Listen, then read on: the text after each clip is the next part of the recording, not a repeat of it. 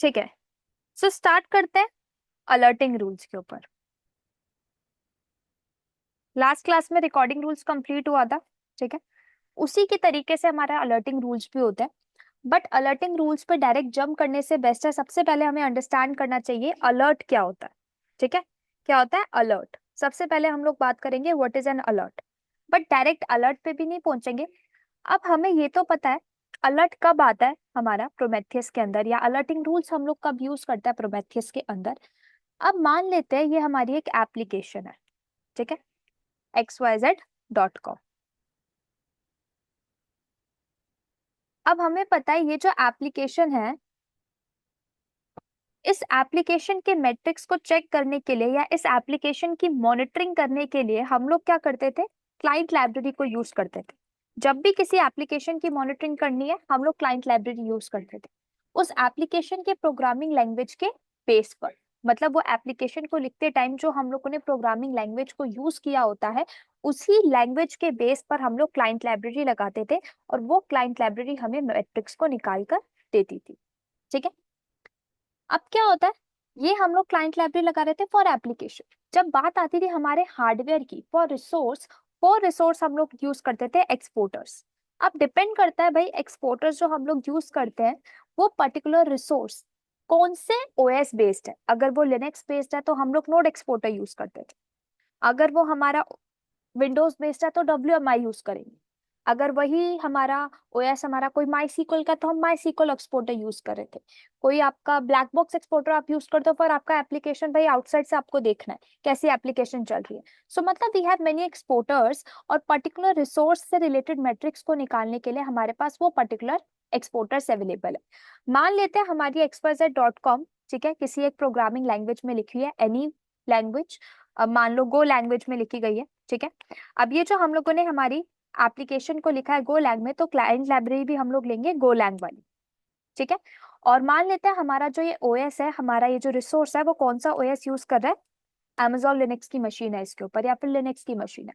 So that's why मैंने यहाँ पे एक्सपोर्टर कौन सा लगा दिया, नोड एक्सपोर्टर। अब हमें ये पता था, हम लोगों ने क्लाइंट लाइब्रेरी लगा दी, एक्सपोर्टर्स लगा दिए, तब जाके हमारा प्रोमेथियस हमारे पिक्चर में आता था, जिसमें हमारे पास क्या थे, तीन सर्वर्स, है ना, हमारे तीन कंपोनेंट्स। वही हमारे तीन कंपोनेंट्स क्या क्या होते थे, एक होता था हमारा डेटा रिट्राइवल वर्कर, जिसका काम बस बहुत कम होता था कि भाई अगर टेम्पररी में डेटा को सेव करना है, मैट्रिक्स को सेव करना है विद देयर वैल्यूज एंड सब extra information, we have data retrieval worker. और उन्हीं मैट्रिक्स को जब परमानेंट में बात आती थी तो हमारे पास क्या था, टाइम सीरीज डेटाबेस।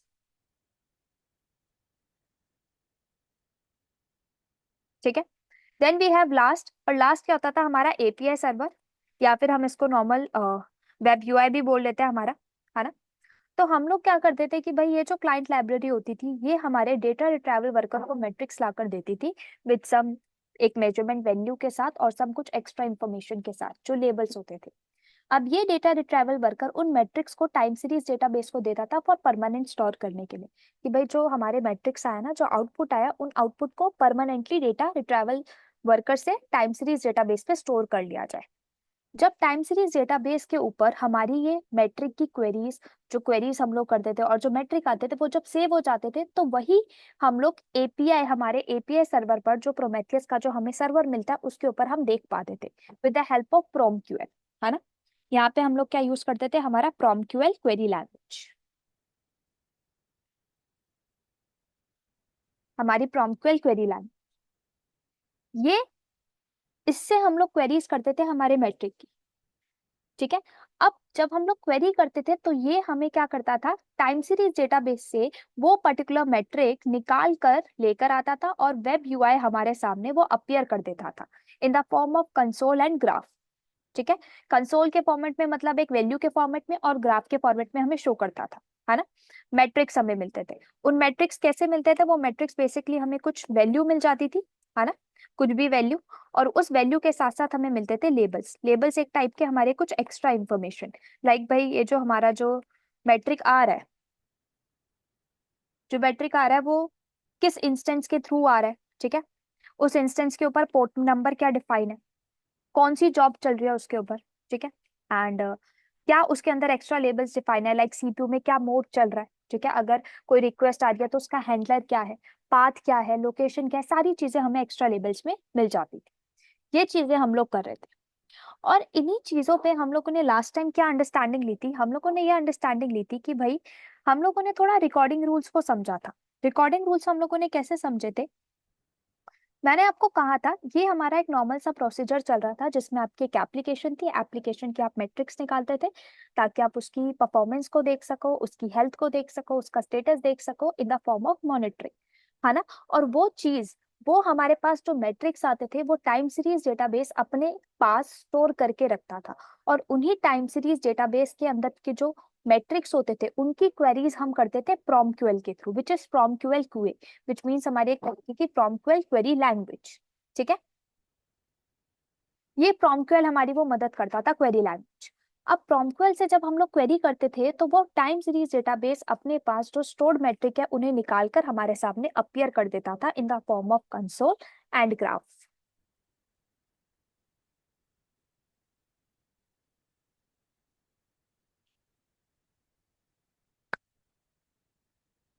बिल्कुल सही, बिल्कुल सही, है ना, ठीक है। ये हमारा कंसेप्ट पहले क्लियर हो चुका था लास्ट टू लास्ट क्लासेस के पहले, है ना। हम लोगों ने किस चीज की बात की थी, फिर हम लोगों ने बात करी थी रिकॉर्डिंग रूल्स की। मैंने रिकॉर्डिंग रूल्स में,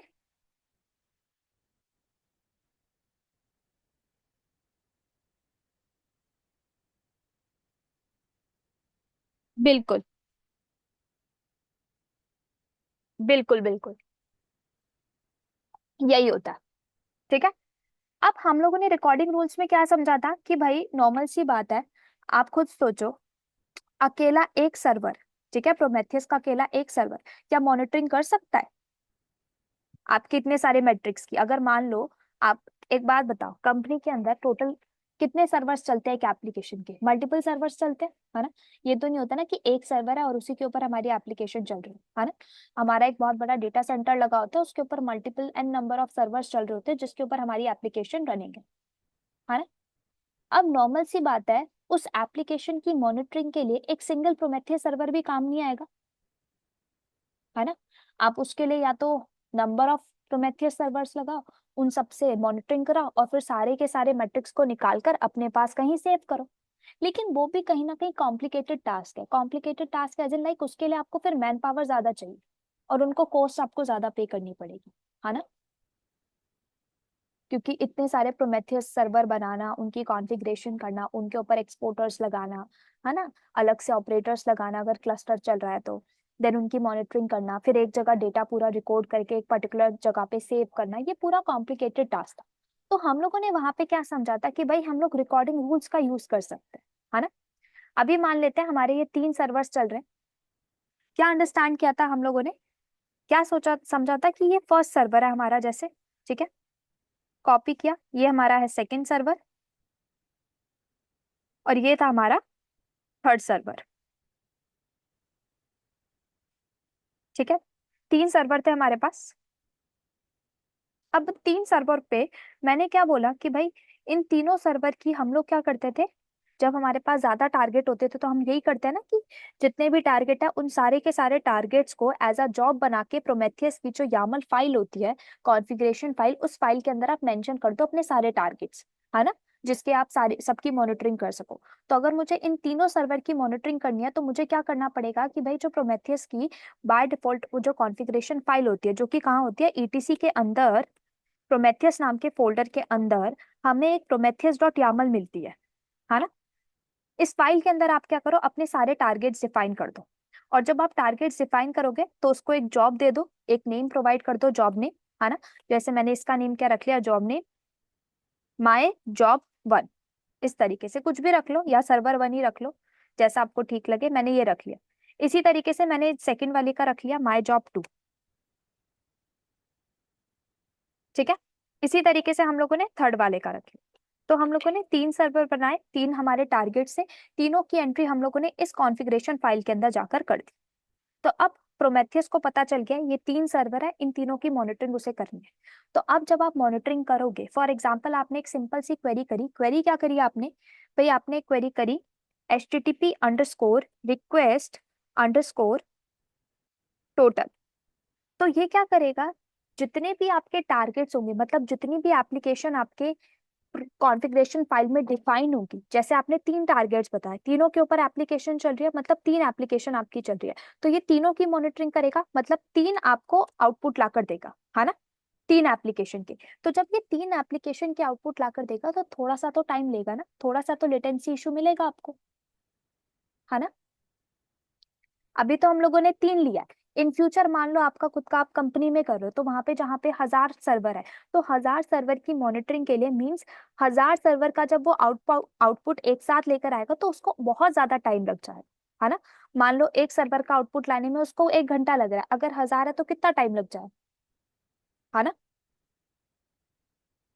हम लोगों ने ये ऑब्जर्व किया था कि भाई जितने ज्यादा टारगेट बढ़ते हैं उतना ज्यादा लेटेंसी भी बढ़ती है, उतनी देर में आपका प्रोमेथियस आपको मैट्रिक्स का आउटपुट ला कर देगा। और जब प्रोमेथियस देर में लगाएगा तो उसके साथ जब आप ग्राफाना पे जाके उसी मैट्रिक्स को ग्राफ के फॉर्मेट में समझोगे तो वो और अपना टाइम लेगा, है ना। तो उससे देखा जाए तो कहीं ना कहीं हमारा जो टाइम है ना वो कंज्यूम हो रहा है ज्यादा, जितना रिक्वायर्ड नहीं है बट उससे ज्यादा कंज्यूम हो रहा है।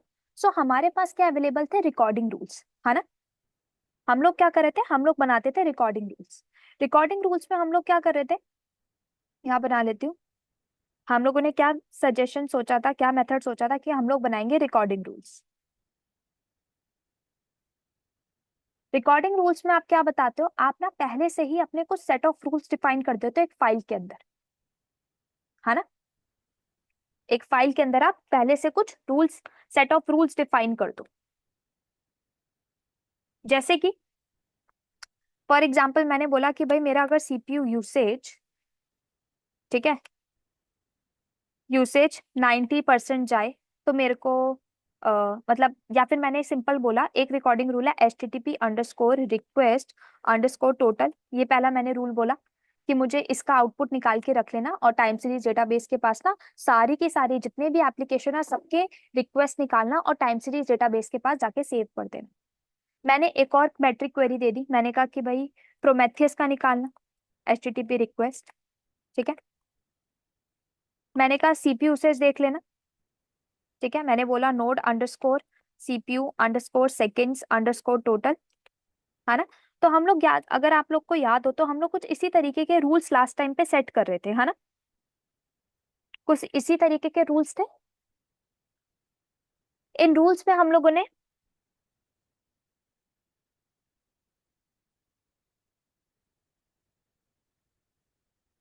हाँ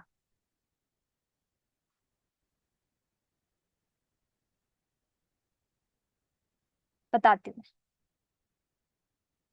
हाँ अब देखो, आप जब रिकॉर्डिंग रूल्स दे देते हो ना, फॉर एग्जाम्पल अब ये रिकॉर्डिंग रूल्स अपने में चलते रहेंगे, अपने में डेटा निकाल के अपने पास सेव करके रख लें, ठीक है। आपको क्या करना होगा, आपको रूल्स के ऊपर जाना होगा, डायरेक्ट इस रूल को क्लिक करो, आपके पास विद इन फ्यू सेकेंड्स में, जस्ट विद इन सेकेंड्स के अंदर आपके पास आउटपुट आ जाए। जितने भी सर्वर हो मैटर नहीं करता, आपके पास आउटपुट आ जाए, 1000 सर्वर का विद इन फ्यू सेकेंड्स। क्या वो रियल टाइम का होगा। तो ये क्या करता है रिकॉर्डिंग, हाँ 3 आएंगे, अगर देखो 3 आया तो 3 आएंगे, अगर 1000 है तो 1000 आएगा, समझ रहे हो। मैटर करता है टारगेट, बिल्कुल टारगेट कितने आपने डिफाइन किया कॉन्फ़िगरेशन फाइल। सो बिल्कुल बिल्कुल बिल्कुल,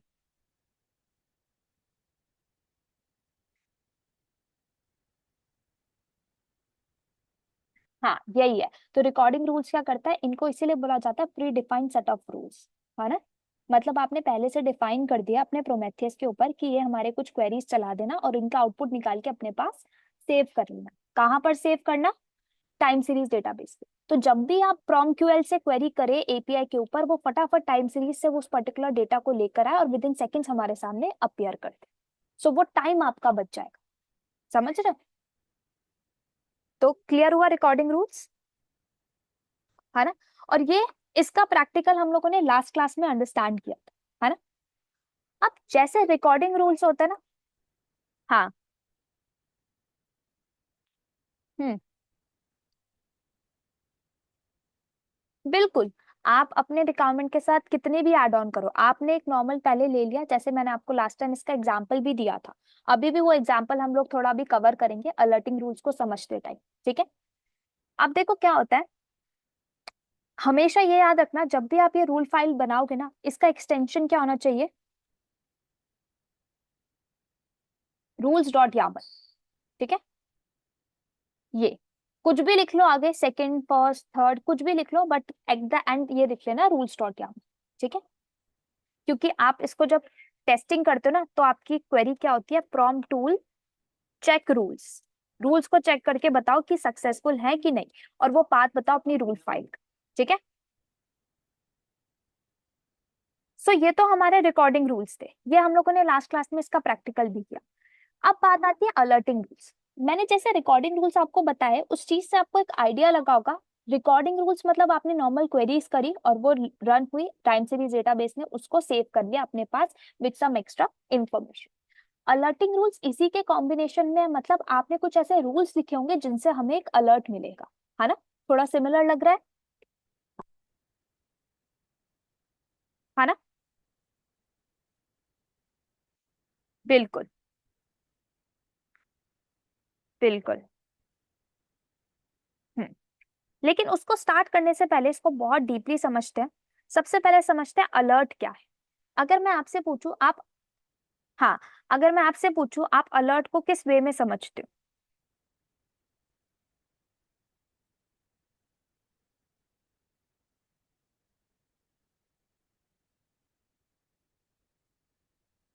बिल्कुल।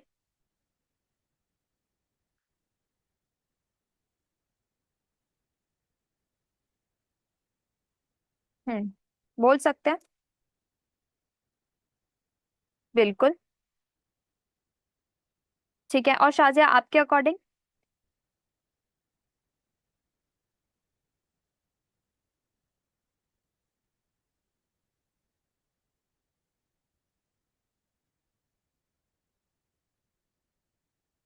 बिल्कुल, मतलब इन द सेंस अगर इन जर्नल वे में बोले या फिर शॉर्ट में बोले, तो आप दोनों की अंडरस्टैंडिंग है, अगर कुछ भी ऐसा लगता है कुछ लाइक वो कुछ क्या बोलते हैं उसे हम लोग, अनकंडीशनल सा हो रहा है या फिर ऐसा कुछ सस्पिशियस हो रहा है हमारी एप्लीकेशन के साथ, तो एक अलर्ट हमें एक ऐसा नोटिफिकेशन या एक ऐसी वार्निंग मिल जाए, है ना। बिल्कुल। बिल्कुल। तो आपको पहले ही नोटिफाई कर दे वो, है ना। अब जैसे हमारे साथ होता भी है, फॉर एग्जाम्पल अगर फॉर एग्जाम्पल आप इंस्टाग्राम, आप सभी लोग यूज करते हैं, हम लोग, है ना, आप भी यूज करते होंगे दोनों। अब इंस्टाग्राम पे कभी कभी क्या होता है, फॉर एग्जाम्पल आपका आपका खुद का अकाउंट है, आपने प्राइवेट रखा है, तो कभी कभी ना इंस्टाग्राम का पासवर्ड हैक हो जाता है। सो उस केस में आपके पास पहले एक नोटिफिकेशन आती है ईमेल के ऊपर, है ना, कि भाई ये देखो आपके अकाउंट पे एक सस्पिशियस एक्टिविटी हुए है, लाइक अकाउंट का पासवर्ड चेंज हुआ है। हम्म। बिल्कुल। तब आता है। बिल्कुल। जैसे गूगल के ऊपर जब आप गूगल की ईमेल आईडी भी ओपन करते हो, पासवर्ड भी चेंज करते हो, है ना, नोटिफाई कर देता है बेसिकली कि आप अलर्ट हो जाओ, देखो कुछ सस्पिशियस हो रहा है। सो अलर्ट बेसिकली क्या होता है, एक टाइप की वार्निंग और एक टाइप की नोटिफिकेशन होती है जो आपको दी जाती है, कि आपको पता चल सके कि भाई आपके रिसोर्स के साथ या आपकी एप्लीकेशन के साथ कुछ गलत हो रहा है, कुछ दिक्कत आ गई है। तो आप उस केस में पहले से ही अलर्ट हो जाओ कि देखो अब ये टाइम है जिसमें आपको एक स्ट्रिक्ट एक्शन लेना पड़ेगा एट द सेम मोमेंट, है ना। एक टाइप से हम बोल सकते हैं एक वॉचमैन होता है हमारा ये अलर्ट, जो हमें बता देता है कि भाई कुछ भी खराबी हो रही है, कुछ भी प्रॉब्लम आ रही है, अब आपको एक्शन लेना है ना।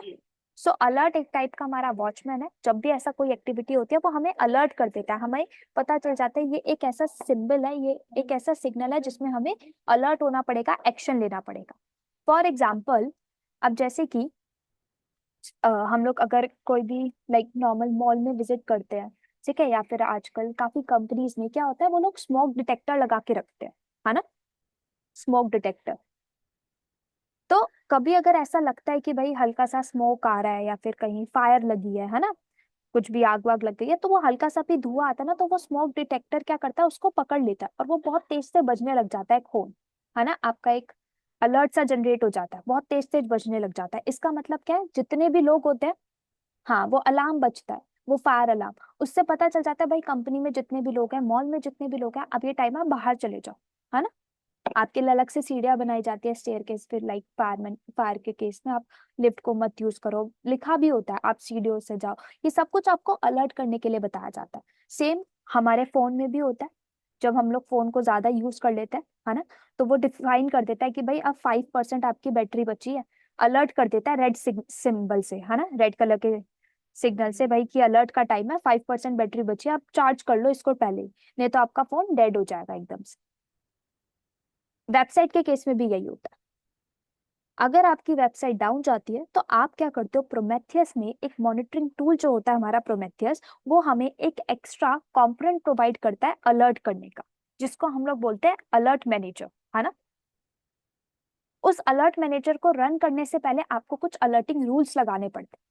अगर वो अलर्टिंग रूल्स आपने नहीं लगाए होते तब जाके आपका अलर्ट मैनेजर कुछ भी एक्शन नहीं लेता। सो बेस्ट होता है पहले आप अलर्टिंग रूल्स लगाओ। जब हम अलार्म को सेट करते हैं ना, फायर अलार्म को, उससे पहले उसके अंदर सेटिंग्स करनी पड़ती है, बताने के लिए उसको कि भाई ऐसे केस में क्या करना है ना, ये सारी चीजें सेट करना पड़ता है। सो ऐसे में आपने अपनी एप्लीकेशन के लिए बता दिया कि अगर लगता है कभी एप्लीकेशन डाउन जाए तो मुझे अलर्ट कर देना।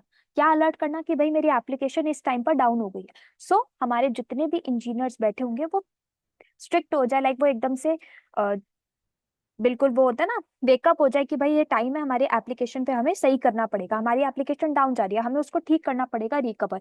अगर एप्लीकेशन डाउन मतलब जितने भी कस्टमर्स आपकी एप्लीकेशन से connected at the same moment, वो सारे क्या हो जाएंगे, डिस्कनेक्ट, है ना। बिल्कुल, एकदम सब कुछ डाउन हो जाएगा, सर्वर डाउन।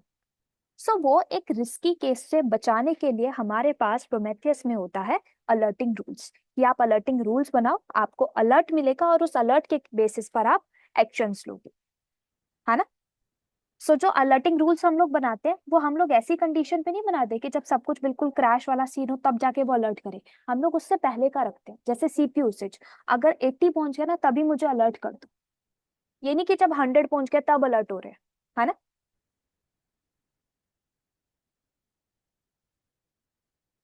बिल्कुल, हाँ बिल्कुल, उस पर कुछ कर तो पाएंगी, अगर 100 हो गया तो क्या ही करेंगे, तब तक तो डाउन हो ही जाएगा ना सब कुछ।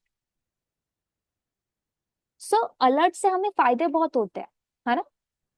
भाई हम लोग क्विक एक्शन ले पाते हैं, जहाँ पे हमें टाइम लगता है, अगर हमारी मैन पावर लगी हुई है, मैन पावर्स को सब कुछ खुद से देखना है, तो उनको 2400 घंटे वहां बैठना पड़ेगा एप्लीकेशन के टाइम साथ सामने, कि भाई एप्लीकेशन डाउन ना चल जाए, एप्लीकेशन के अंदर चेंजेस क्या आ रहे हैं। अब हर चीज नहीं हम लोग मॉनिटर कर सकते एक मैन पावर, है ना। सो बेस्ट होता है कि हम लोग ऑटोमेशन टूल्स का यूज करें मॉनिटरिंग के। सो दैट्स व्हाई प्रोमेथियस हमें अलर्ट का भी बेनिफिट प्रोवाइड करता है, जिसमें हमें क्या करना पड़ता है, अलर्टिंग रूल्स लिखने पड़ते हैं। अब ये रूल्स भी रिकॉर्डिंग रूल्स की तरह ही होते हैं, आपने जस्ट नॉर्मल से सेट ऑफ रूल्स लिख दें एक फाइल के अंदर, और फाइल आप डिफरेंट मत बनाओ, जो सेम फाइल आप रिकॉर्डिंग रूल्स के लिए ले रहे हो ना, उसी फाइल में आप अपने अलर्ट रूल्स भी डिफाइन कर दो, उसी में आप डिफाइन कर दोगे, उसी से आपके अलर्ट्स जनरेट हो जाएंगे, है ना। तो वो आपकी पूरी की पूरी मॉनिटरिंग करता रहेगा आपकी एप्लीकेशन की, भाई कैसा सब कुछ चल रहा है। आपने सीपीयू रिलेटेड अलर्ट डाल दिया, वेबसाइट रिलेटेड डाल दिया, मेमोरी रिलेटेड डाल दिया, डिस्क रिलेटेड डाल दिया, हर एक चीज रिलेटेड आपने अलर्ट रूल सेट कर दिया। अब इससे आप ही के लिए बेस्ट है ना, हमारी सर्विसेज के लिए बेस्ट है, हमारी एप्लीकेशन के लिए बेस्ट है। अगर इन फ्यूचर कुछ भी इशू आता है, कुछ भी दिक्कत आती है, तो वो हमें अलर्ट कर देगा, है ना। ठीक है। सो अलर्टिंग रूल्स क्या है पता चला, कुछ भी नहीं है, सेट ऑफ रूल्स है जिससे हम लोग अलर्ट हो जाते हैं क्विक एक्शन लेने के लिए। बिल्कुल, ठीक है। और हमें ये भी पता है ना, कि अगर भाई अगर ऐसा अलर्ट आता है, so we have alert manager जो ट्रिगर करेगा उस अलर्ट को, और हमारे इंजीनियर्स तक पहुंचाएगा विद द हेल्प ऑफ हमारे पास जो चैनल्स होते हैं, लाइक ईमेल के थ्रू, स्लैक के थ्रू, टीम के थ्रू, या फिर एक टूल होता है पेजर ड्यूटी। हम्म, सबका सीपीयू डिफरेंट आएगा, बिल्कुल।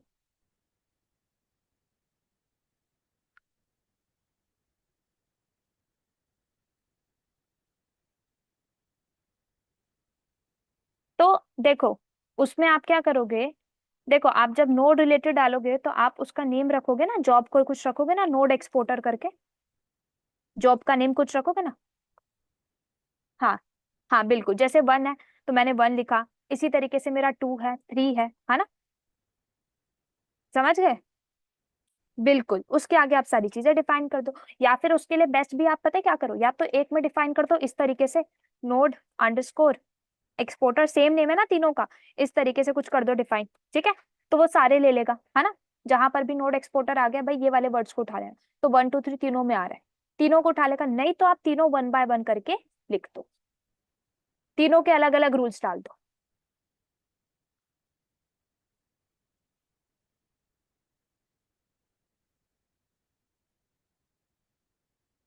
बिल्कुल, तो उसके लिए फिर आप या तो 1 बाय 1 सारे रूल्स डिफाइन करो, है ना, या फिर बेस्ट ऑप्शन है एक ही बारी में सबको लिख दो। मतलब वही आप स्टार करके आपने लिख दिया, क्योंकि तीनों में एक जो आपका जो इसको प्रीफिक्स बोलते हैं ना, स्टार्टिंग आपका प्रीफिक्स सेम है। या फिर आप तीनों को 1 बाय 1 कर दो, है ना। हाँ बिल्कुल बिल्कुल बिल्कुल।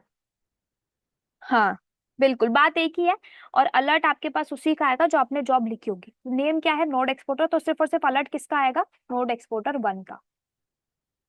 ठीक है। बिल्कुल बिल्कुल। ठीक है, तो अलर्टिंग रूल्स हमें क्लियर हुआ, है ना। ऑटोमेटिकली सब कुछ हमें वही पता चल रहा है, मैन्युअली हमें 2400 घंटे वहां बैठना नहीं पड़ रहा, है ना। अब देखो, ये अलर्टिंग रूल्स की ना मेरे पास एक फाइल है ऑलरेडी पड़ी है, उस फाइल को मैं ले लेती हूँ और उसी को मैं आपको समझा देती हूँ। मेरे नोटपैड पे पड़ी होगी, अ, यही वाली है। ठीक है, इसको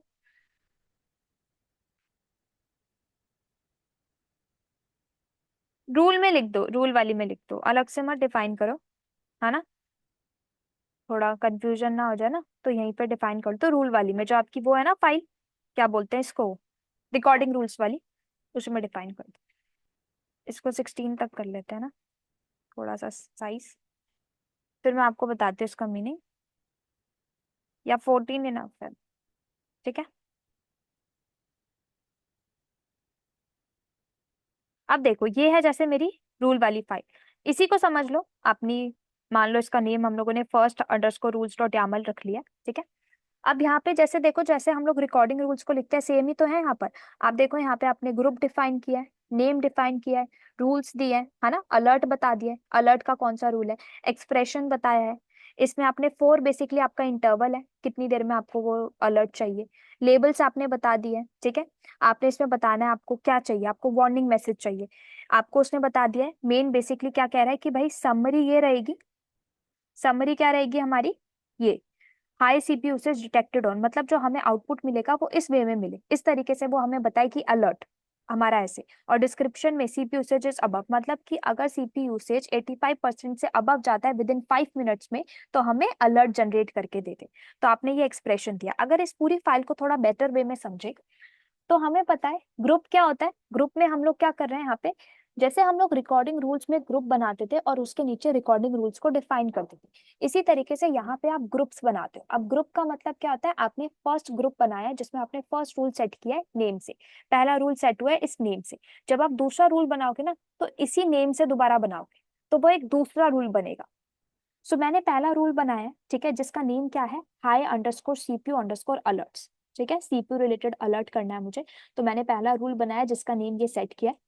अब इस रूल के अंदर मैंने क्या क्या डिफाइन किया, इस रूल के अंदर मैंने सबसे पहले बोला अलर्ट, एक अलर्ट का मैसेज दिया, और मैंने बोला है अलर्ट में क्या बोला है मैंने, हाई सीपीयू यूसेज, मतलब मैंने एक मैसेज दिया है, अलर्ट नेम से एक रूल बनाया है और उसका नाम क्या रखा है, हाई सीपीयू यूसेज। एक्सप्रेशन क्या डिफाइन किया, मैंने कहा है कि भाई मुझे आउटपुट कैसा प्रोवाइड करना, एवरेज रेट के ऊपर node underscore CPU underscore total mode equals to idle. कह रहा है कि जैसे ही आपका 80% यूज हो जाए, ठीक है, आइडल मोड बेसिकली कौन सा होता है हमें पता है ना, आइडल में हमें पता चलता है फ्री हमारा कितना है, हमारा टोटल अभी अवेलेबल सीपीयू कितना है ना। अब जब यहाँ पे हम लोगों ने बोला है नॉट, नॉट मैच, मतलब आइडल को छोड़ के सारा अगर 85% यूज हो जाए ना, तो हमें क्या कर देना, एक अलर्ट करना, किस नेम से, हाई सीपीयू यूसेज। ठीक है, अब उसने टाइमिंग्स बता दिया भाई, आपका टाइमिंग इंटरवल क्या रहेगा, कह रहा है 5 मिनट तक कंटिन्यूसली आपको ये अलर्ट मिलेगा। कितने देर तक?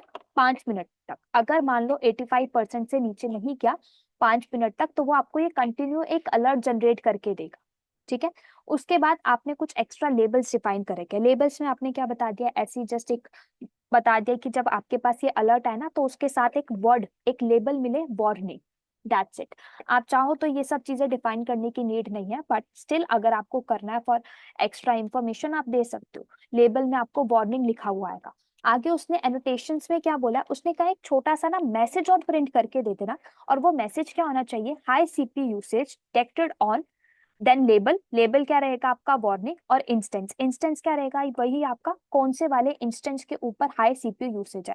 तो आपको जब आउटपुट मिलेगा ना, वो इस तरीके से आपको एक अलर्ट जनरेट होकर आएगा, जिसमें सब कुछ डिफाइन होगा। High CPU usage detected on, label लिखेगा, वार्निंग, और आपके सामने क्या डिफाइन होगा? उस इंस्टेंस का IP along with the port number. Then description में बता रहा है कि भाई आपको डिस्क्रिप्शन में उसने यही बताया है हम लोग कर क्या रहे हैं। उसने कहा सीपीयू यूसेज देख रहे हैं, अगर 85% से अबव जाता है और 5 मिनट तक जाता रहता है, कंटिन्यू रहता है, तो वो एक अलर्ट जनरेट करके देगा। That's it. इसमें यही हो रहा है। ठीक है। ये हमारी एक आप बोल सकते हो अलर्टिंग रूल्स की फाइल है। बाकी आपको इतना कुछ डिफाइन करने की नीड नहीं होती। आप सिंपल पता है कैसे ले सकते हो? जैसे रिकॉर्डिंग रूल्स में आप डिफाइन करते हो एक्सप्रेशन, रूल्स, नेम, ये डिफाइन करने की नीड होती है। That's it. आप इसमें कोई लेबल देने की नीड नहीं है, समरी देने की नीड नहीं है, डिस्क्रिप्शन देने की नीड नहीं है, ये सब की नीड नहीं होती। सिंपल सी सिर्फ जो चीजें आपको रिक्वायर्ड होती है वो ये तीन होती है: रूल्स, एक्सप्रेशन और नेम। क्यों? क्योंकि जो एक्सप्रेशन आप दोगे वो आपकी होती है क्वेरी जो रन होगी, और रूल्स, आपने रूल्स डिफाइन किया कि भाई आपको अलर्ट रूल चाहिए तो आपके पास एक अलर्ट आएगा। एंड नेम बता दो उस रूल का क्या रखना है। That's it. ये चीजें मैटर करती है। बाकी ये सब एक प्रॉपर वे होता है अलर्टिंग रूल्स को लिखने का, अगर आप रिकॉर्डिंग रूल्स नहीं बना रहे हो तो ये पूरी उसका सिंटेक्स होता है। प्रोमेथियस की ऑफिशियल डॉक्यूमेंटेशन पे जाओगे तो ये सिंटेक्स मिलेगा, जस्ट उसको फॉलो करो और अपना एक्सप्रेशन कर दो चेंज। ठीक है। और यहाँ पे अगर आप मेमोरी वाला है तो यहाँ पे मेमोरी रिलेटेड लिख दो, डिस्क्रिप्शन अपनी मेमोरी रिलेटेड लिख दो। That's it. सो ये होते हैं अलर्टिंग रूल्स की फाइल। ठीक है। हमें इस तरीके से हमारे अलर्टिंग रूल्स की फाइल को लिखना पड़ता है। क्लियर? अब क्या करता है ये एट द एंड? जब ये आपने अलर्टिंग रूल्स की फाइल लिख दी, अब पता है क्या होता है? ये आपके जो अलर्टिंग रूल्स फाइल लिखने के बाद ये डायरेक्ट आपको वो नहीं करता मैसेज, आपको नोटिफिकेशन नहीं भेजता। सबसे पहले ये क्या करता है?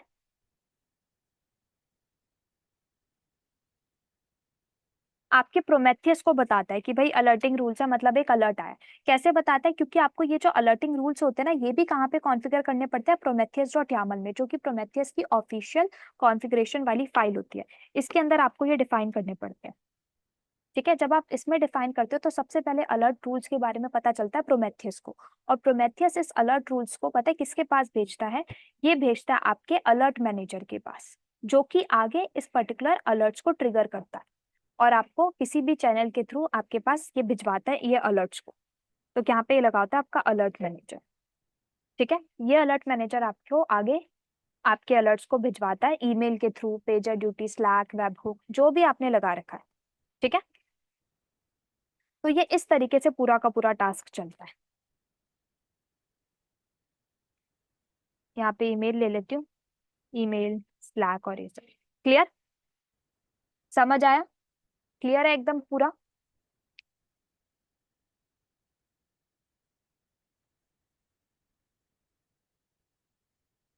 प्रोमेथियस डॉट यामल में जितनी भी कॉन्फ़िगरेशन करोगे वो कहाँ करोगे आप?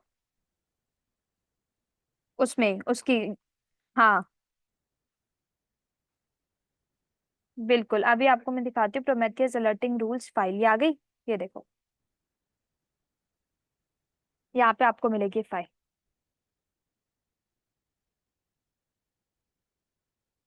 हम्म बस ये देखो, ये है आपका मेन, ये है मेन, बस दैट्स इट।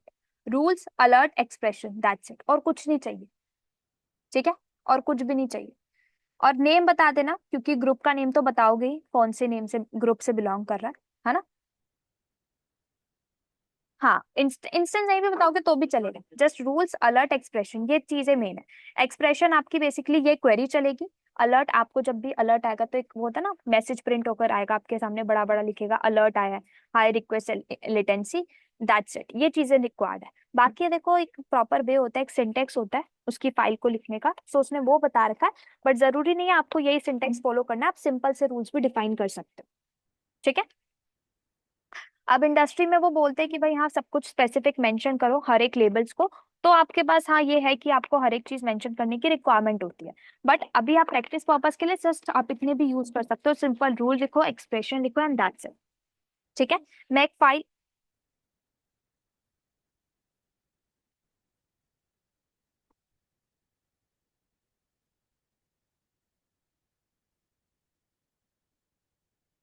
बिल्कुल, हाँ, जैसे अब ये देख लो, ये उससे ज्यादा बड़ा लग रहा है, इसमें दो रूल्स डिफाइन है। क्या कह रहा है, एक रूल है इंस्टेंस डाउन का और एक रूल है एपीआई हाई रिक्वेस्ट लेटेंसी का, है ना। सेकंड रूल में देखो उसने कितना सा डिफाइन किया, जस्ट एक्सप्रेशन दिया है और फोर बताया भाई कितनी देर तक के लिए, एंड देन सिंपली समरी बता दी है। और यही चीज है, अगर आप ये नहीं भी डिफाइन करते हो तब भी कोई चीज नहीं है ना। आप नीचे आओगे आपको और रूल्स फाइल मिलेंगी उसकी, देखो उसी के ऊपर रिकॉर्डिंग रूल्स की फाइल भी अवेलेबल है, मेरे पास भी एक फाइल अवेलेबल है, मैं दिखा देती हूँ। ये देखो, देखो अब इसमें मैं क्या करूंगी, मैंने जस्ट नेम बताया, है ना, अलर्ट दे रही हूँ, एक्सप्रेशन दूंगी, ठीक है। और इसके अंदर मैंने क्या बताया, मेरे सामने मैसेज किस वे में प्रिंट होकर आए, जो लेबल है वो क्या है, क्रिटिकल, मतलब जो लेबलिंग आएगी ना आपके पास वहां डिफाइन होगा क्रिटिकल, उसमें वार्निंग लिखा था, मेरे में क्या आएगा क्रिटिकल, एंड समरी देख सकते हो। ये सब चीजें अभी हम लोग क्या करेंगे, जब वो करेंगे ना, इसकी फाइल्स लॉन्च करेंगे, सारी चीजें क्लियर होगी। अभी क्या करते हैं हम लोग, सिंपल से फटाफट दो इंस्टेंसेस बनाते हैं, ठीक है। डायग्राम पूरा क्लियर है, यहाँ पे कोई डाउट आप पूछ सकते हो मुझसे।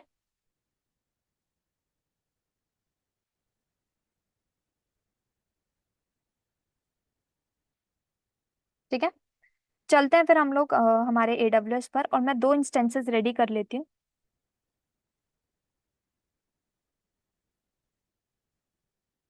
थोड़ा सा ना ये हैंग अप कर रहा है। प्रोमेथियस 1,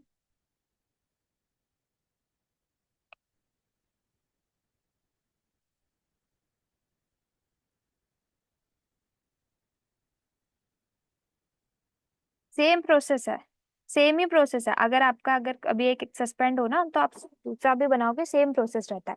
जस्ट कोई भी अपना कार्ड ले लो, इंफॉर्मेशन प्रोवाइड कर दो, ईमेल एड्रेस थोड़ा डिफरेंट। नहीं उससे नहीं होगा, क्योंकि वो वेरिफिकेशन वो देख लेता है, वो वेरिफिकेशन करता है, तो वो देख लेता है कि भाई ये पर्टिकुलर यूजर ऑलरेडी क्रिएट कर चुका है अकाउंट विद द सेम जो भी आपका क्रेडिट कार्ड या डेबिट कार्ड जिससे भी आप दोगे, तो वो इन्फॉर्मेशन चेक कर लेता है, एंड देन वेरिफिकेशन में आपका फिर फेल हो जाता है, फिर वो ना ही सस्पेंड वाला ठीक होता है, ना ही न्यू क्रिएट हो पाता है, दूसरा भी सस्पेंड हो जाएगा फिर। सो मेल आईडी भी ट्राई करो डिफरेंट दो, मतलब मोस्टली जो इन्फॉर्मेशन दो ना तो थोड़ी डिफरेंट दो।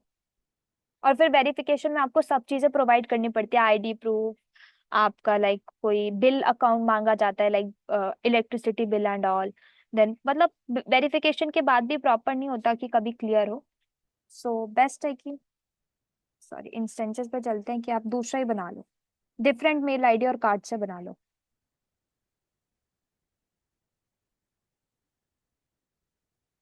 अब ये सस्पेंड भी इसीलिए करते हैं क्योंकि जब पेमेंट नहीं करते ना, बहुत सारी सर्विसेज यूज हो जाती है इसीलिए।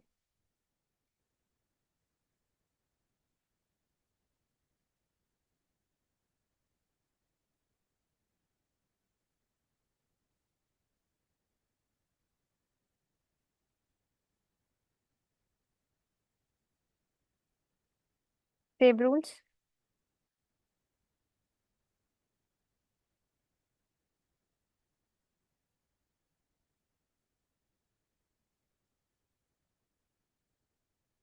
नेक्स्ट टॉपिक आपका अलर्ट मैनेजर नहीं हुआ, अभी अलर्ट मैनेजर ही आएगा नेक्स्ट टॉपिक जहां तक मुझे पता है, क्योंकि अभी तो, हाँ अभी अलर्टिंग रूल हो रहा है ना। यहाँ पे हम लोग दो नोड एक्सपोर्टर लेंगे, ठीक है, क्योंकि नोड एक्सपोर्टर रिलेटेड ही प्रैक्टिकल है, और दो इसलिए ले रहे हैं ताकि समझ सके कि अगर हम लोग दो की क्वेरी कर रहे हैं तो वो क्या टाइम ले रहा है एंड ऑल। ठीक है, पहले प्रोमेथियस इंस्टॉलेशन कर लेती हूँ।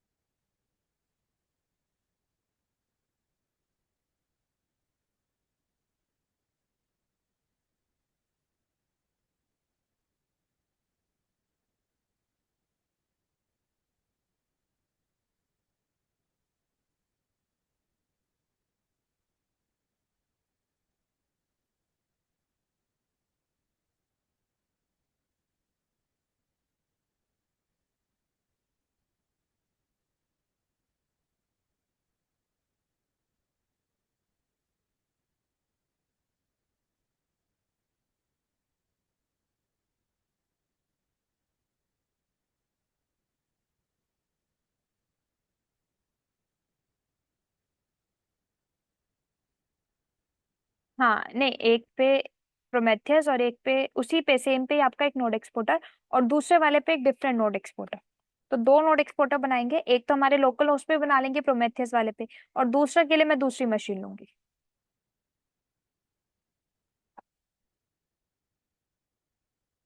क्योंकि प्रोमेथियस की रिक्वायरमेंट तो एक ही बार है।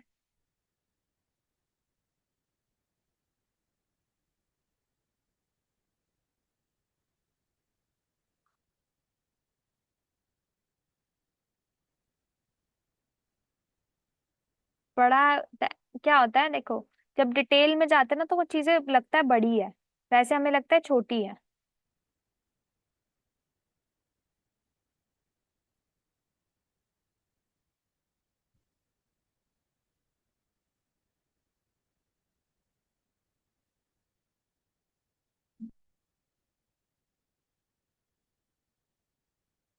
हाँ बस अब खत्म ही है आपका, क्योंकि इसमें टॉपिक इतने वो नहीं है, टॉपिक छोटे ही हैं, और बहुत देखा जाए सारे याद वाले ही टॉपिक है। ऑपरेटर है, एक्सपोर्टर है, क्लाइंट लाइब्रेरी है, कुछ फ्यू टॉपिक्स है। अब वही हम लोगों ने डीप में पढ़ लिया कि अब पूरा क्लियर हो जाता है ना कंसेप्ट, तो फिर ठीक लगता है। अब ऐसा लगता है कि दोबारा पढ़ने की नीड नहीं पड़ेगी फिर।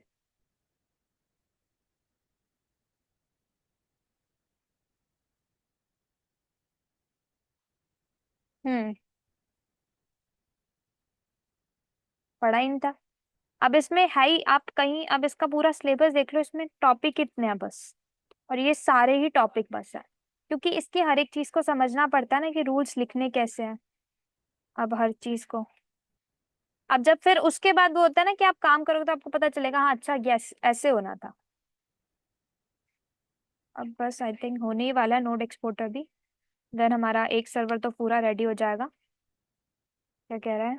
अच्छा, इसको वो कर लेते हैं ना, एक्सट्रैक्ट थोड़ा।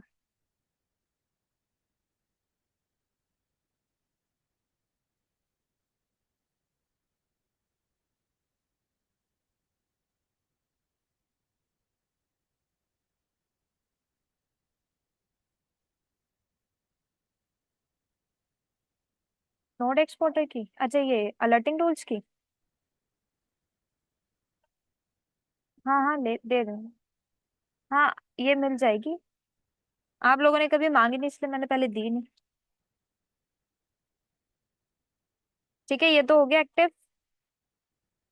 दूसरे पे भी और ओपन कर लेते हैं।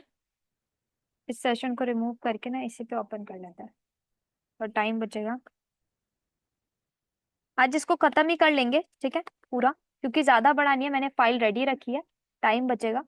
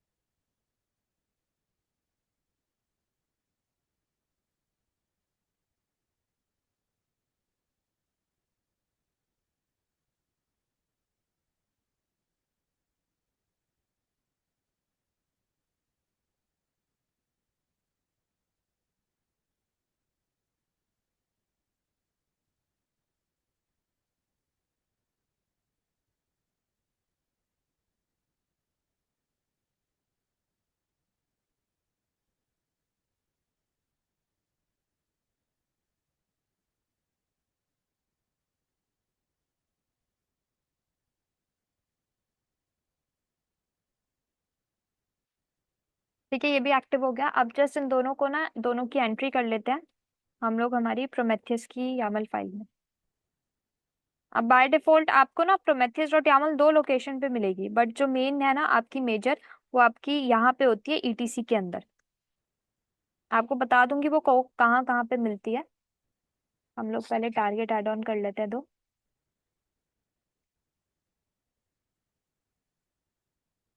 एक तो नोड एक्सपोर्टर मेरे लोकल होस्ट पे चल रहा है, तो इसका जस्ट पोर्ट नंबर चेंज कर लेती हूँ, और जॉब का नहीं, क्या रख लेते हैं, नोड एक्सपोर्टर 1। ठीक है, इसी तरीके से मैंने दूसरा टारगेट भी ऐड ऑन किया।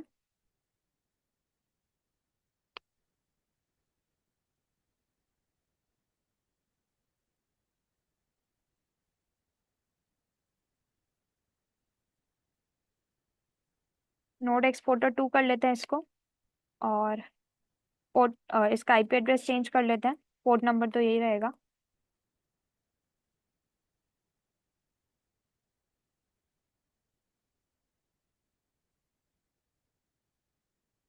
ठीक है, फाइल को किया save, system CTL restart Prometheus services, that's it. चलते हैं प्रोमेथियस को ओपन करते हैं। उससे पहले मैंने क्या बोला, नोड एक्सपोर्टर देख लेते हैं हमारा, दूसरी मशीन का ये। ठीक है, ये दूसरी मशीन का तो रनिंग है। वन वाली मशीन का भी देख लेते हैं, तो ये रहा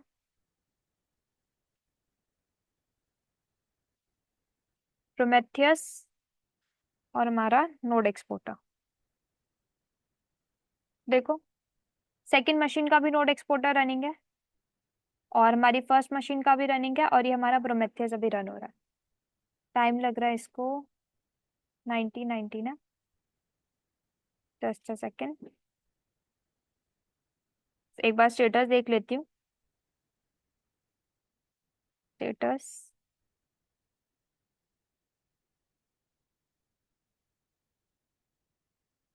क्या दिखा रहा है, फेल हो गया। अच्छा, क्या कह रहा है, प्रोमेथियस की जो यामल फाइल है ना, उसमें कुछ इशू आया है, tsdb.path। अच्छा, फाइल के अंदर चलो, कुछ इशू आया है, तो उसको देख लेते हैं एक बार।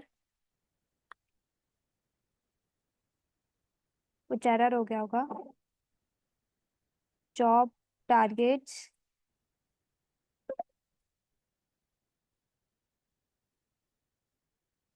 टारगेट भी ठीक है, Prometheus local host 1990 port number, node exporter 1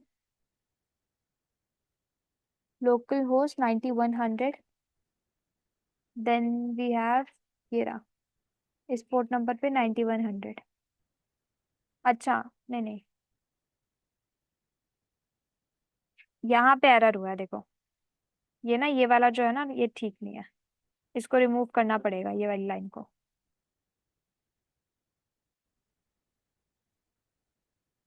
वो ढंग से कॉपी पेस्ट नहीं हुआ है ना। अब इसको दोबारा करते हैं, कॉपी,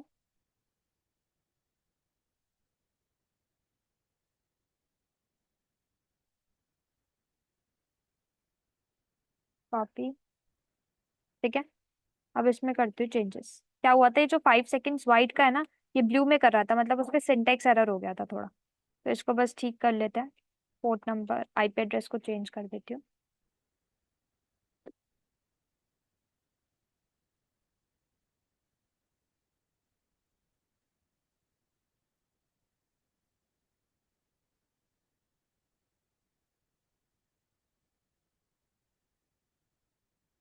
ठीक है,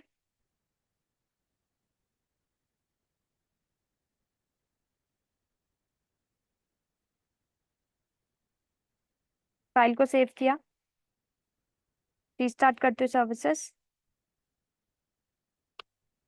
स्टेटस देख लेते हैं एक बार।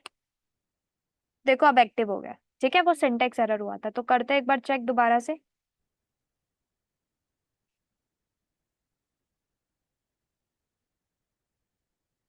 आ गया।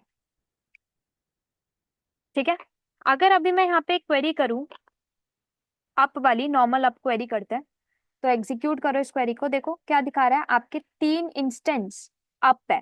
क्या क्या है, नोड एक्सपोर्टर अप है, नोड एक्सपोर्टर 2 अप है, और प्रोमेथियस अप है। ठीक है। आप चाहो तो सिर्फ और सिर्फ नोड एक्सपोर्टर रिलेटेड क्वेरी भी हम लोग कर सकते हैं। यहाँ पे अगर हम लोग ये डाल दें,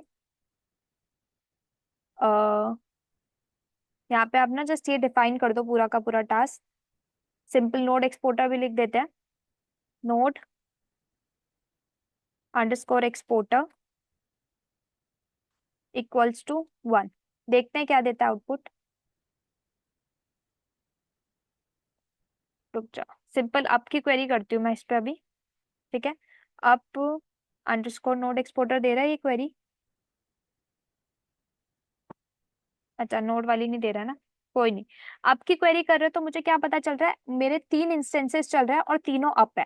1 1 का मतलब है सक्सेसफुली वो रनिंग है, एक्टिव है। अगर आप स्टेटस में अभी अगर हम लोग आते हैं हमारे टारगेट्स पे, तो देखो यहाँ पे हमें 3 टारगेट्स मिल रहे हैं, तीनों अप है ना, तीनों की स्टेट अप है। अगर मैं यहाँ पर आऊं और यहाँ पर मैं रूल्स के अंदर चलूं, तो अभी मेरे पास कोई भी रूल्स डिफाइन नहीं है। अलर्ट्स के अंदर चले तो मेरे पास कोई भी अलर्ट डिफाइन है। मैं क्या करूंगी, एक ऐसा ही अलर्ट हम लोग जनरेट करेंगे जिसमें हम लोग क्या डिफाइन करेंगे, जिसमें हम लोग ये बताएंगे कि भाई हमारी ये जो अप आ रही है ना, अभी जब हम लोग अप की क्वेरी करते हैं तो हमारे पास तीनों इंस्टेंस अप आ रहे हैं।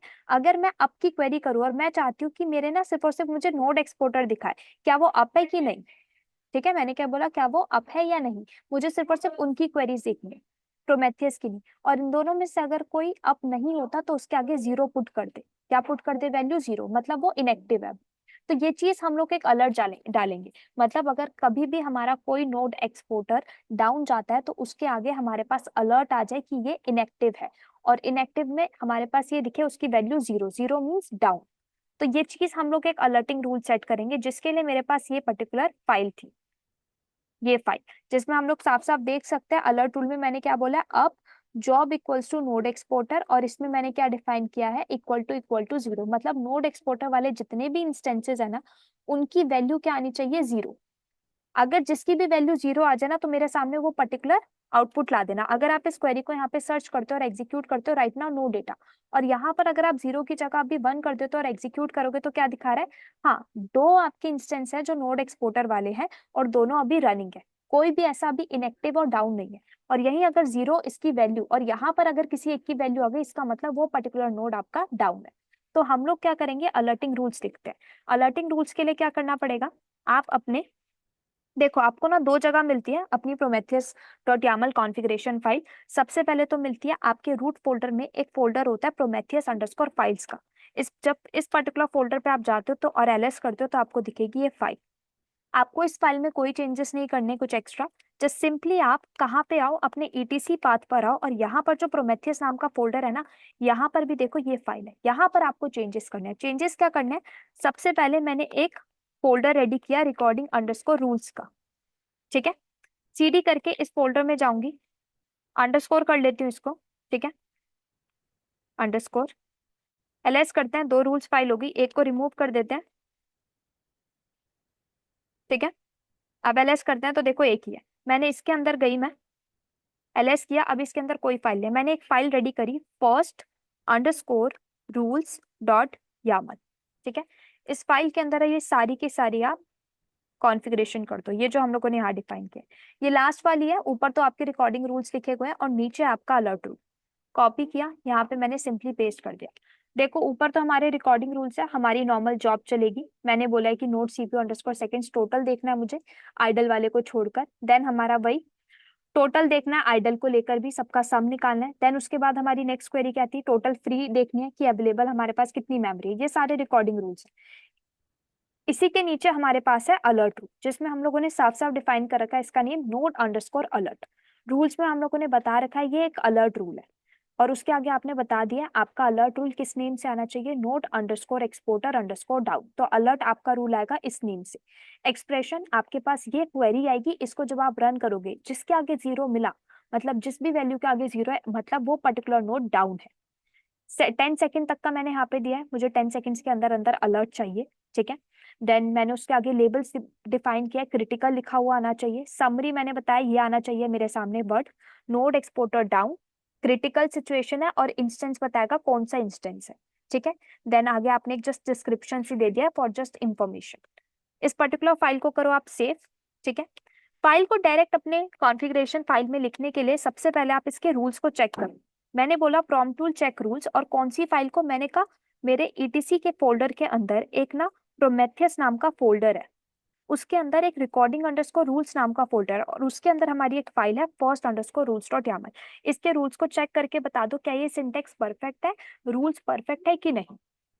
तो क्या दिखा रहा है, 4 रूल्स आपने लिखे हैं और सारे के सारे सक्सेसफुल है। ठीक है, अब आप पता है क्या करो, इस रूल फाइल की कॉन्फ़िगरेशन करो अपने ईटीसी में। तो उसके लिए हम लोग अगेन ईटीसी पे चलते हैं, प्रोमेथियस के अंदर चलते हैं, एलएस करो, देखो ये रही फाइल प्रोमेथियस डॉट यामल, इस फाइल पर आओ और इस फाइल में अपनी वो रूल फाइल मेंशन कर दो। अब खुद से मत करो क्योंकि सिंटेक्स एरर होता है, तो उसके लिए बेस्ट ऑप्शन पता है क्या है, कैट करो अपनी प्रोमेथियस डॉट यामल फाइल को, ये वाली को, यहाँ से ये लास्ट की दो जॉब है ना, इनको करो कॉपी, और कहाँ चलो अपने रूट फोल्डर पे, ये जो प्रोमेथियस अंडर हाइफन फाइल्स वाला फोल्डर है ना, इस पे चलो, यहाँ एलएस करो, यहाँ की प्रोमेथियस डॉट यामल फाइल को ओपन करो। ठीक है, इस फाइल में सबसे नीचे आके ये दोनों जॉब्स को मेंशन कर दो और इस फाइल को कर लो कॉपी। इससे आपका कभी सिंटेक्स एरर नहीं होगा। ठीक है, फाइल को करो सेव, दैट्स इट। अब कैट करो इसी फाइल को और कॉपी कर लो इस पूरी की पूरी फाइल को। मूव करोगे तो देखो यहाँ से हट जाएगी, वो भी एक बेस्ट ऑप्शन ही है, सो कॉपी कर लो। कॉपी करने के बाद अगेन ईटीसी के अंदर आओ, प्रोमेथियस नाम के फोल्डर के अंदर आओ और एलएस करो, ये वाली फाइल को करो एकदम ब्लैंक पहले। ठीक है, अब इस फाइल के अंदर दोबारा से सारी पेस्टिंग कर दो जो कॉपी करा है। ठीक है, कॉपी कर दिया, पेस्ट हो गया, अब सीधा यहाँ पर आओ, ये रूल फाइल यहाँ पे मेंशन है ना, रूल अंडरस्कोर फाइल्स, यहाँ पे अपना पाथ बता दो कि भाई आपकी फर्स्ट अंडरस्कोर जो रूल्स वाली फाइल है ना, वो कहाँ पर एग्जिस्ट करती है। सो बता दो आपके ईटीसी फोल्डर में, वो पाथ बता दो, दैट्स इट। पाथ बताओ कहाँ पर है, मैंने कहा ईटीसी के अंदर प्रोमेथियस नाम का एक फोल्डर है, स्पेलिंग देख लेना, उसके अंदर रिकॉर्डिंग अंडरस्कोर रूल्स नाम का एक फोल्डर है और उसके अंदर ये फाइल आती है। ठीक है, फाइल को करो सेव, दैट्स इट। सेव करने के बाद डायरेक्ट रीस्टार्ट मत करो सर्विसेज, एक बार चेकिंग कर लो इस फाइल की भी। तो प्रॉम्प्ट टूल चेक कॉन्फिग, ये कॉन्फिग फाइल है तो उसकी चेकिंग हो रही है, कहाँ पर, हमारे ईटीसी के अंदर प्रोमेथियस नाम का एक फोल्डर है, उसके अंदर प्रोमेथियस डॉट यामल है उसकी। तो क्या कह रहा है, सक्सेसफुल, 1 रूल फाइल वो भी सक्सेसफुल है, और ये 4 रूल्स जो आपने डिफाइन करे इस फाइल के अंदर वो भी सक्सेसफुल है। ठीक है, इतना करने के बाद रीस्टार्ट करो सर्विसेज प्रोमेथियस की। सो यहीं पे हमें रीस्टार्ट वाला मैसेज मिल जाएगा, ये रहा। ठीक है, डन। अब चलते हैं हम लोग हमारे प्रोमेथियस सर्वर पर, एक बार रिफ्रेश कर लेते हैं इसको। ठीक है, आप स्टेटस पे आ जाओ, टारगेट्स पे, तो देखो क्या कह रहा है, 0 है ना, एरर दे रहा है क्या, अब 1 हो गए तीनों अप। ठीक है, अब चलो आप अपने स्टेटस पे रूल्स पे, तो देखो सारे रूल्स आ गए और सारे ओके है ना। ये तो आपके रिकॉर्डिंग रूल्स है जो हम लोगों ने लास्ट क्लास में अंडरस्टैंड किए, ये है आपका अलर्टिंग रूल। अभी इस पे क्लिक करो, इस अलर्ट रूल पे, देखो क्या दिखा रहा है, कुछ भी डेटा अवेलेबल नहीं है, मतलब हमारा कोई भी नोड अभी डाउन नहीं है। आप अलर्ट्स पे भी देख सकते हो, ये आपका अलर्ट रूल लगा है, लेकिन कह रहा है 0 एक्टिव, अभी कोई भी हमारा नोड एक्सपोर्टर डाउन नहीं है ना, देख लो, नहीं तो यहीं पे इंफॉर्मेशन दे देता। मैंने क्या बोला, मुझे आउटपुट चाहिए जो भी मेरा,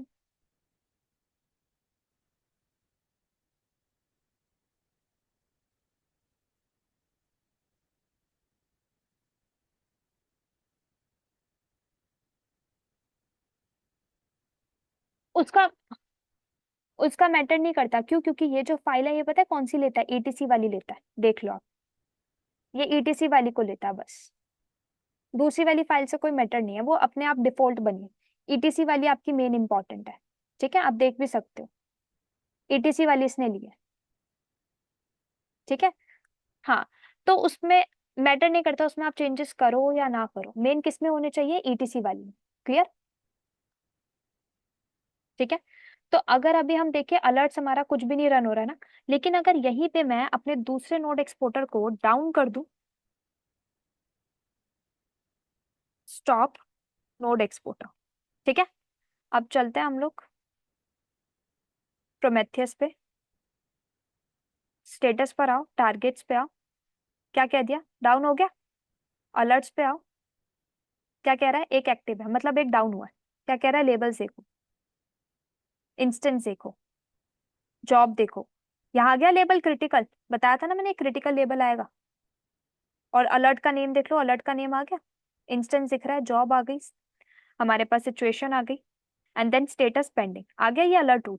क्लिक करो, आप इस पे क्लिक कर सकते हो, ये वाले पे क्लिक करो,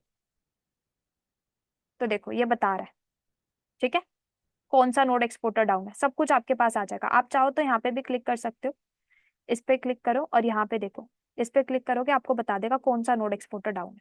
इस पे क्लिक करोगे, ये वाला क्लिकेबल नहीं है, कहाँ पे जाएंगे, टारगेट्स पे आओ, ये देखो ये रहा आपका डाउन। इसके मैट्रिक्स भी नहीं अभी चलेंगे क्योंकि ये डाउन है, ठीक है। तो समझ आया कैसे वर्क कर रहा है आपके अलर्ट रूल्स। आपको इस तरीके से अलर्ट दिखता है रेड इन कलर, क्लियर।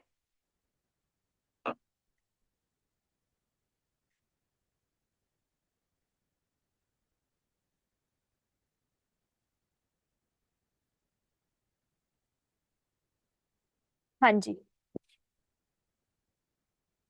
ठीक है। बाकी नॉर्मल रूल्स है, जब हम लोग ग्राफाना और स्लैग बनाएंगे ना तो ये और क्लियर हो जाएगा कि कैसे फायर हो रहे हैं, क्लियर। ठीक है, सो आज की क्लास तो यहीं वाइंड अप करते हैं, कल मिलते हैं, ठीक है। और कल फिर अलर्ट मैनेजर का टॉपिक होगा या जो भी होगा मैं बता दूंगी, ठीक है।